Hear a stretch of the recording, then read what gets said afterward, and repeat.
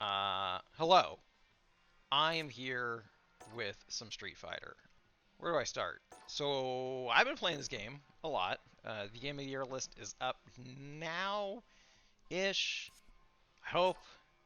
Um, and it's no secret that this has been the game I have played more than maybe any other. Let's take a look at my profile. So I'm currently on the PC version. Which, although this game has crossplay, your profile across both is separated, which kind of sucks. I believe this is me, yeah? Yeah, I'm in the Zangief Club. Perfect. So we're going to go ahead and follow my PlayStation profile. To say the least, Chun-Li, not what I would consider my main. Not even a little bit. So I am currently a diamond-ranked E-Honda. Which might sound very impressive, but it's a bit like being the coolest waiter at an Olive Garden. Honda's a really easy character. We'll talk about that a little later when I show some of my own replays, which hopefully I can do here somewhere. So, in the lead up to the show, I've been playing as a lot of other characters. Oh, well, we're going to do this one. I'm going to add that to the list. In the lead up to the show, I've been playing a lot of other characters to kind of get familiar with the full roster, so I haven't really been on my main as much. But putting that aside, what's the point of the show? Why am I here? So what I wanted to do is I wanted to try and help pull people out of the gutter, out of the tough areas, you know? So we're going to do a show here, a match analysis show, basically. I will watch replays from some chosen few who are down in lower ranks and see what kind of advice we can offer to kind of pull you up. So there's a lot of great content like this available for people who are really familiar with the game. So a lot of the pros do some amazing shows. Nephew is out there, Brian F is out there, Diaphone. There's a lot of excellent professional players that you can go to for content about how to improve, but a lot of their advice is geared towards people who are already at kind of like the higher end, right? So, there are certain things or concepts that I think people like me who have been playing fighting games for a long time tend to take for granted. And I wanted to do a show that's more geared towards the people who are in the gutter and trying to fight their way out, people who maybe aren't as familiar with fighting games. And so we're going to start with two of my friends who recently picked this game up and been playing a lot, and they are going to be our hapless victims for the first episode of this show. We're going to watch a couple of their replays and see what we can do to help them out. So the way we're going to do this is I'm going to watch it once and just kind of comment on the match. And then after that, I will try to give some more like detailed analysis and identify some like key areas where things fell apart. So our two volunteers are HastgPrisonWife, who is currently just trying Rashid, but we're not going to look at the Rashid matches. Because he's kind of just getting started with Rashid. We're gonna go to Ken, where he was hanging out more often. And we're gonna look at some of his ranked matches. Ideally, we're gonna find one to sort of showcase his strengths. So let's take a look at this Luke match that he won. And then we're going to take a look at one where he lost. I really want to know what happened here in this casual against Chun-Li. Let's take a look at that one. And then we're going to take a look at some of Siler's matches here, who is our second victim. Volunteer? Volunteer. And we'll go from there. So let's see. So, first viewing, I won't be doing a whole lot of pausing. We're just going to watch this match. Come on, let me have some fun. Round one. I'm vibing.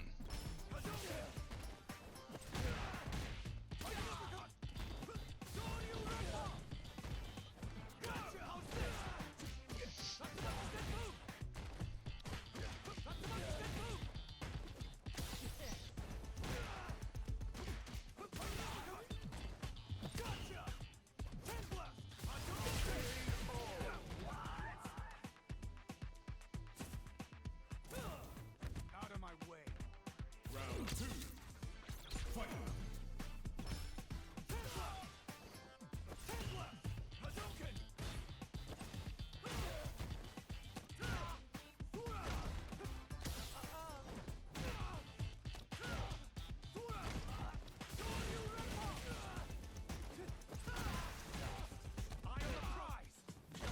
Nice.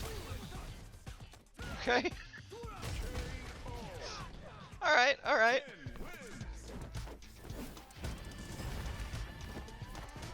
Yeah, you know, this feels like some pretty typical bronze shenanigans, I guess I would say. But I saw a couple of things we can talk about here. So, a couple of key things. Let's go ahead and slow down our replay here. So we're doing a lot of this. And it's good. It works, especially at this rank. This is kind of a weird situation, though, because he does parry. And if he had held that down just a little bit longer, he probably could have blocked it. But it still puts you in a good position, so it's not the worst option. Now, what we could do here, though, to kind of improve our game is going heavy kick into heavy kick again is not really the best option with Ken, because I don't believe his heavy kick is cancelable. So really a good way to kind of improve your jump-ins here is when you get that jump-in with the heavy kick, that heavy kick on the ground is maybe not the best thing to follow it up with. Because there's not really a whole lot you can do after this, right? You can't drive rush out of it, you can't special cancel out of it. All you can do is kind of kick him in the gut. Now, 1,700 damage is nothing to scoff at, so it's not the end of the world. You know, it's just a way that you could improve.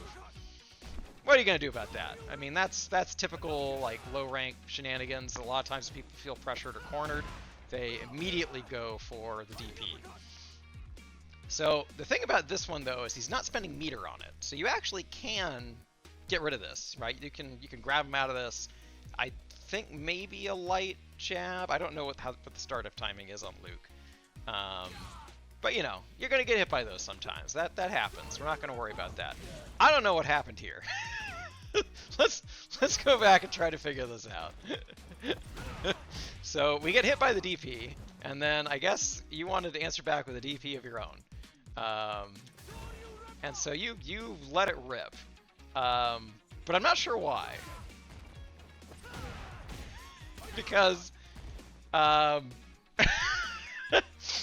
watching our inputs here to see if I can make sense of what happened here. Seems pretty intentional to me. Seems pretty intentional. We have the inputs, we have the two buttons. So I'm guessing maybe you thought he was gonna like get up close or approach, but you back rolled when you landed.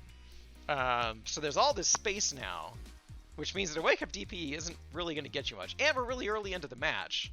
So if this hits, you don't really get a whole lot out of it yet, right? Like we're not in the corner, we're not getting pressured. But we get a hit anyway because we're in bronze, baby.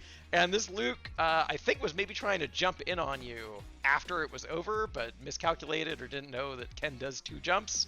So he gets hit anyway. So hey, look, we take those, all right? That's a bank error in your favor. This is a situation that actually happens a lot. Yeah. So we should take a minute to talk about Dragon Lash Kick. This guy here. So this is actually a great button for Ken. It does lose to a few things, but I see that you understand how this works.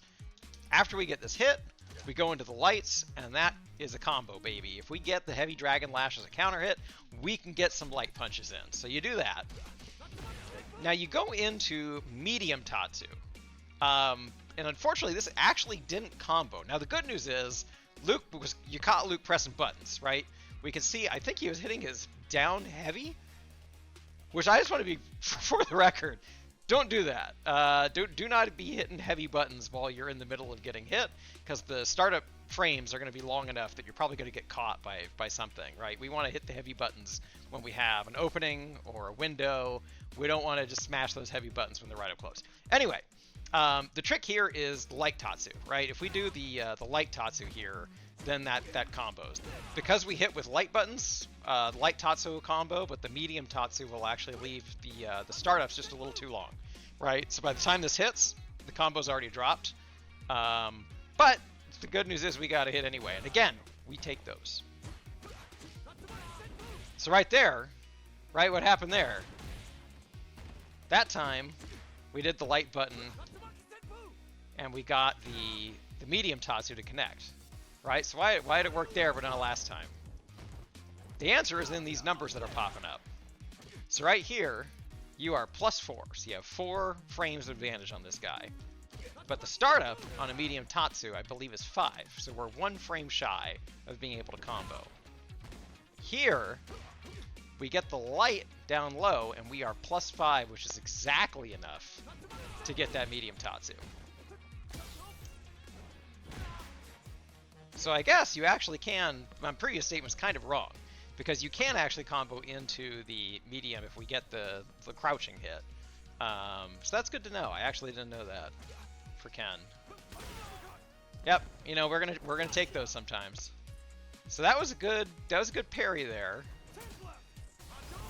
And that was also really good, right? You got the meter to spend, burn it. If he throws one of those fireballs, your EX Hadouken's gonna go through it. That was smart. That was some good ass Street Fighter right there.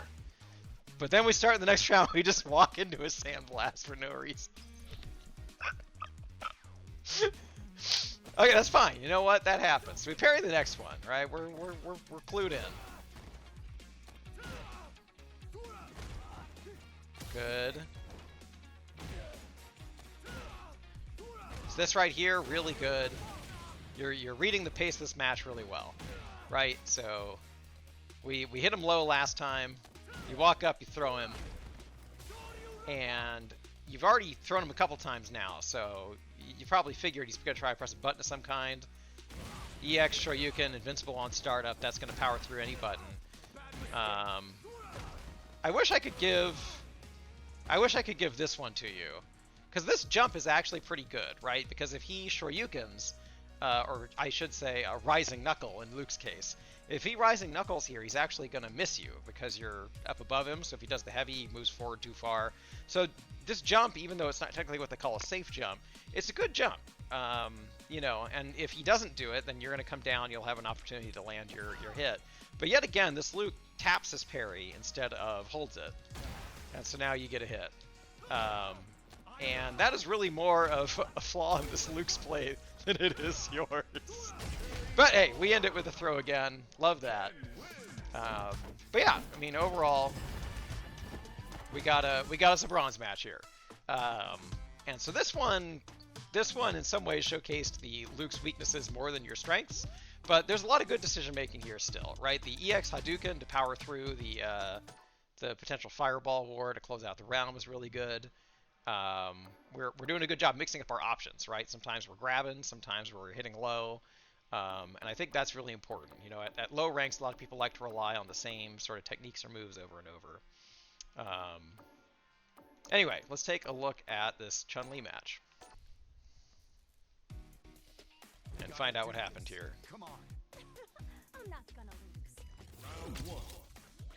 Fight. Hadouken!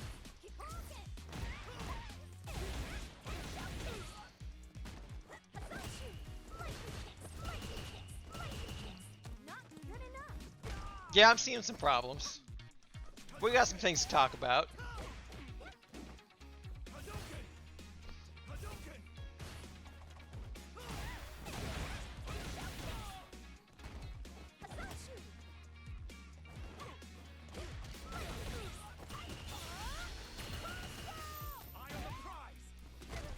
Nice. That's good.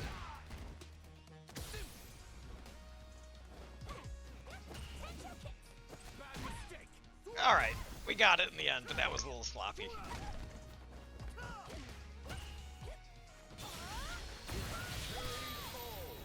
Oh! Oh! You hate to see it.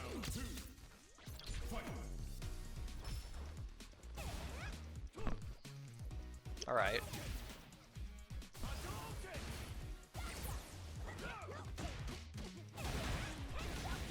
Ah, man, that was smart on her part, or lucky. Man, look at this Chun-Li's inputs whenever she attacks. She is losing her mind. For every, like, 3 of your inputs, she's putting in, like, 30. Holy shit, look at her go! We mashing! Oh, we are mashing!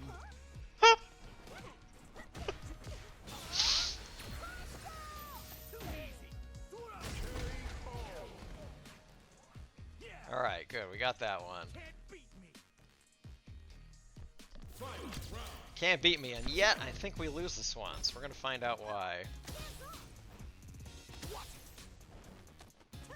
Really good throw escapes, even though she got you in the air in that one.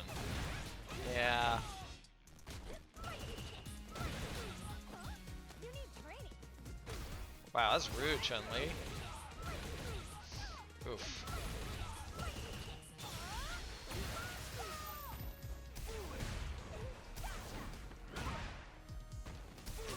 Yeah, we gotta talk about that too. Okay. Chun-Li wins. Okay. This one you lost on what I like to call the knowledge check. I say what I like to call. It's really what everyone calls it. It's not really my unique term. This, I think, was a knowledge check. I'm guessing you probably haven't fought a lot of Chun-Li's. You know, she's a very technical character, so I think she's probably... You're less likely to see her at the lower ranks. So step one, this was good. So this is an important thing to keep in mind when it comes to fireballs, is you don't want to fireball when you're too close. So this Chun-Li kind of committed the classic fireball mistake. You are stuck in this animation. So if you try and fireball at like the mid-screen, sometimes there's like a safe range that you can do it, and then right here she's just way too close. So you jump over it, which is a good move on your part because she's been throwing them out since the beginning of the round, kick her in the face, let her have it. But again, we run into the same problem we ran into last time, right? We do heavy kick into heavy kick, and now your combo's over. That's it. You're done. You know, there's not really anything you can do after that. And this Chun-Li is going ham on the inputs here. The whole time this is happening, she is mashing her Tensho kicks. So she is waiting for her opportunity to just hammer you with the wake-up reversal. And so this combo gives her the opportunity she needs. Now, you could have blocked after this, so it wasn't like you were guaranteed to get hit. But, you know, she was hammering away, getting ready to just go for it. And so she lets it rip, and she gets it. And you kind of win the damage equation there. So this is where you lose what I call the knowledge check, right? She just goes ham with these kicks. But here's the thing about these kicks. Look at the frame data here. So you're +3 after that one, +8 after that one, +8 after that one. So at any one of these moments, you could have dropped out of parry and you could have grabbed her. I think maybe you could have gotten a medium punch. If it's not a medium, at least a light. We'll test it. We'll run it. We'll take it to the lab. But there was something you could have done after each one of these. But instead, you block them every single time, which isn't the worst option. I mean, it does refill your drive gauge, but you miss out on a couple of opportunities where you could have just laid into her. And so now she gets this throw. And then she just... I have never seen a Chun-Li use this move that she uses on you over and over again here. But yeah, so you very wisely walk back here, right? So just talking about what I talked about earlier, that Chun-Li was throwing fireballs at you way too close. You have the foresight to move back, and so that way if she jumps on you, you've got all the time in the world to be ready. You're not going to be stuck in that animation when she comes in from above. So now we're in a fireball war. You follow the fireball, which is good. But so we run into the same problem again here, right? We jump. I gotta slow down, but we jump. You get the heavy kick because she's crouch blocking, so that's gonna hit her. And I think you go for that. You go for that heavy kick again, but it's not quite airtight, so you kind of miss the window here. And then again, she's mashing that Tensho kick. And so she buys herself out of the doghouse again. She gets a good air to air there. Now this was good right here.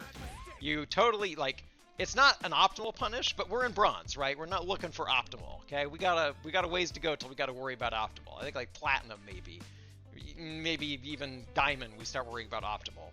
But you recognize it here, right? Take your turn. Like, you blocked all that. You don't need the frame data to know that you have a lot of time to react here. You can just recognize, block a super, it's time for me to take my turn. So you're like +22, so you could have gotten a bigger combo, but we're not worried about that. You recognize the potential here. You grab her, take a nice chunk of damage, 2k off. She gets a sweep, tries to grab, you throw that. You have a good series of... Okay, this is another one where you kind of recognize what happened here. So right, DPs are always unsafe. So any of these, any like instant reversal move tends to be really, really unsafe on block or on whiff. The Tensho kicks are a classic example of this. So when she lands, she's completely vulnerable here. But you actually wait a little too long. I think it's because you were in your parry stance. You didn't quite drop it fast enough. You wait long enough for her to actually have an opportunity to do something, but she parries, and so you actually get a punish counter here too. And again, we take those. So you let her have it. Now this move here, I have never seen a Chun-Li use this move. This is the first time I've seen this move, and she proceeds to just spam this over and over. Now, I also see that this move is really, really unsafe. So after this block, you're plus 23. That is insane. You could, like, low sweep her for free right here. Now, not only do you not know that, I didn't know that until watching this replay. So I wouldn't feel too bad about missing the opportunity on this one. I've never seen this move. And then she blows you up. So I would have been hit by that too. You know, it's one of those things where what Chun-Li is going to just throw out her level 1 randomly, it's hard to be ready for. You can't be ready for everything. So that's a weird opportunity there. Range was a little weird there. I wouldn't feel too bad about missing that one. I think only somebody with really good reaction times would have the foresight to kind of like drive rush in.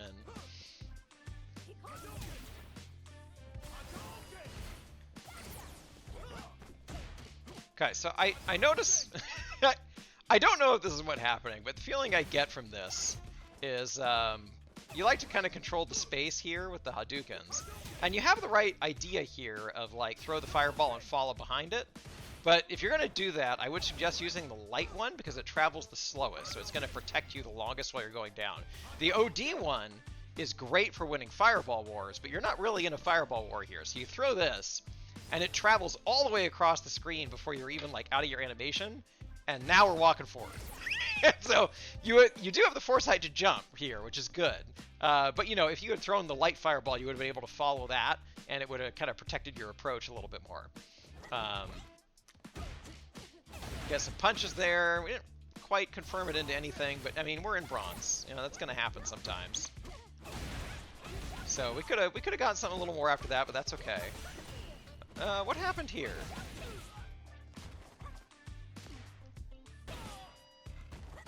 Oh, a grab. You were going for a grab. Yeah, so yeah, this is one of those things when we talk about like the pyramid of options in a fighting game. A quick strike on wake up is going to be a grab. So she catches you with the meaty here because she's doing the light punches over and over. So if she had tried to grab, you would have broken that. This is a good opportunity to talk about something called delay tech. So we'll get into that. And that might be something you can try using if that's your inclination. A lot of weird decisions getting made on the Chun-Li's part, but that's okay. Good throw there. That's, yeah, what are you gonna do about that? Her inputs are crazy. Okay, that was really good here. I don't know if you entirely recognize that it was good, but this is a really good, it's what we call a whiff punish, right? So she walks up and tries to get you with the legs, but she pushes you back so far that her legs actually miss, and you're able to just sock her for free. So I believe this is drive rushable and cancelable. I think you could have gotten more here, but either way, this was a good moment. Until that happened. Okay, great. So this right here, you recognize it, right? This is so good. So earlier we saw how you were just kind of eating these kicks over and over again while blocking and parrying. So right here, it looks like you start to recognize that like maybe you can do something afterward. So you parry these, and then we get the grab. Bam. It's great. And now we're just throw looping all day, baby. So throws in this game are really, really good for a number of reasons. One, you can do them on wake up and they beat a lot of options. You know, sometimes maybe a quick strike might beat the grab, but even if you time the grab on like the frame they get up, you can do it. And also if you get a punish grab, which will happen if they're parrying or trying to do something else. So here you see how it says counter hit. You get more damage, and also throws actually give you a little bit more super gauge back. Now right now you're at full super, so you don't really gain that back. But yeah, throws in this game are really, really strong. And it would be, it's not a bad option to try and, you know, go for them.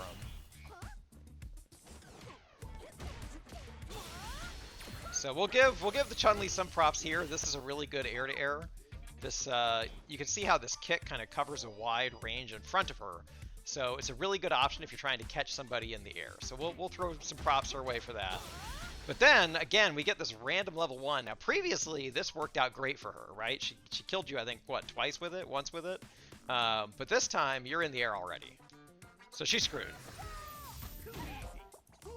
And I don't quite know what was going on with the parry stance there. But it's fine. We got it in the end, right? That was good. You know, jumping over somebody is also pretty strong in this game. There's a lot of options that'll send you under someone, so that was smart. This was a pretty good air throw. I mean, you have been jumping a lot, but so is she. So, I mean, it goes both ways. But that was a pretty good air throw on her part. Good Shoryuken on yours. Yeah, so this is one thing that might be worth working on is you're great at getting this hit, but then afterwards we land and there's just too much of a gap there, and it's giving mashers like this Chun-Li the opportunity to go crazy. Against people like this who just are going ham with their inputs and they're just doing everything, you got to be like airtight on your strings, or they get you every time. So now we're getting blown up by the legs again. Oh my god. All right, yeah. So this is a good way of talking about how the frame data doesn't always tell the whole story. So again, your decision making here I think was right. Like you were, you know, like, hey, it's my turn now. Screw these legs. I know what to do about this. I parry it. I grab. And so that was smart, and you are at advantage. But the problem is this level 1 super, this is invincible on startup. And so whatever you were going to do was going to whiff here. It's, you know, this is Chun-Li basically like rushed you down here. She spent her meter to buy herself out of the doghouse because she was in a situation where if she didn't do that, she was going to take a bunch of damage and die. And instead, she turned it into a situation where it's time for you to die. And so you go for the grab and you die. This was pretty good. You know, the drive impact on wake up I think is an option you haven't used yet. So trying to catch her with it now I think was really good. I don't think I saw one drive impact from you this whole time, which is not bad. Against Chun-Li, drive impacts are sometimes it's a little iffy. Chun-Li's pretty good at breaking them, so it's kind of good to be reserved about it. But you know, the fact that you haven't used it until now and now you use it, that's good. You know, you're mixing up your options. You're mixing up your options, making things difficult. So that buys you a little space. We get the kick. This is something that we definitely should discuss. So you get this kick here. Now, what the pros will do in this situation is they drive rush forward, they do a big combo, they do a bunch of stuff. I think at bronze we're not going to worry about that, but there is something you can do to tack on some extra damage here, because you do leave them in this juggle state. So I think this is a good opportunity. We'll discuss that and kind of show off some of that here. But yeah, there's definitely things you can do after this to tack on a little bit of extra damage that don't require too much effort. You know, we're not going to worry about the drive rush stuff yet because we're in bronze. I'll showcase some of those too just for fun, but just it'd be a good idea to recognize in these situations what you can do to kind of throw a little extra damage on here, because that can be the difference sometimes between winning and losing. And yeah, that was just a matter of smart decision making, but you just didn't have the health. You didn't have the health to be able to buy your way out. In another situation, you would have smoked her. If you had just a few more slivers of health, you might have gotten the drive impact. But you know, at that point, she was so far ahead. But yeah, overall, decent decision making. I think that what happened there was you just lost to somebody who was mashing away, and so your combo strings were not airtight, and they gave her so many gaps to be able to just go crazy.